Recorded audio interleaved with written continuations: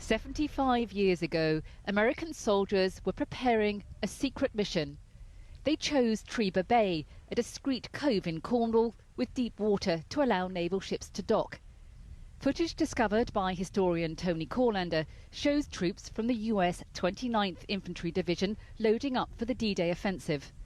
Today, the same beach is a picture of tranquility, but wartime memories linger. 75 years ago, ahead of D-Day, around 7,000 American troops set off quietly from this tiny secluded cove in the hours of darkness. They then met up with the rest of the fleet heading to Normandy. Their final destination was Omaha Beach, and many would lose their lives there. The local community gathers to remember those American soldiers every year at the same beach they left from. They also honour local veterans who fought in France 75 years ago. In 1944, Ken Angel was a soldier with the Oxfordshire and Buckinghamshire Light Infantry. His unit crossed over to France in gliders and fought in some of the toughest battles. We got over to France and they started shooting at us. It was I suppose they all knew we were coming. We were destined to go to Herouvelette and hold the high ground outside Herouvelette. We was in there 3 months, and every day, night and day, there was shelling.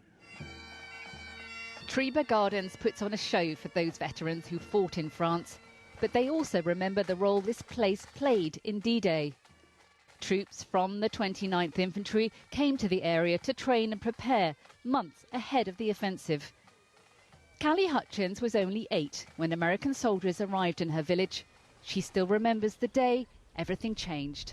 One day walking home from school, there was all these jeeps stationary, one behind the other, all full of young Americans, and we were told to get off the road. Despite their obvious presence, the US mission was shrouded in secrecy. Residents along this sleepy coastline had no idea why American troops were there. We didn't understand, and we didn't know what was happening because they were building a pier at Treba Beach. I lived at Durgan and could see them building the pier, and no one knew what the pier was being built for. As well as a memorial to Allied forces, Treba has dedicated a plaque to the US troops they hosted. Quite emotional when I go to Treba, look at the plaque and feel that nearly all those were killed. It is, I think, all those we passed, because the jeeps were really full. For those who survived, the sadness over lives lost has lingered for a lifetime. One of the worst times was coming back. It's going into our barracks. We all went back to Bulford, our same barracks, and I looked around and all those empty beds.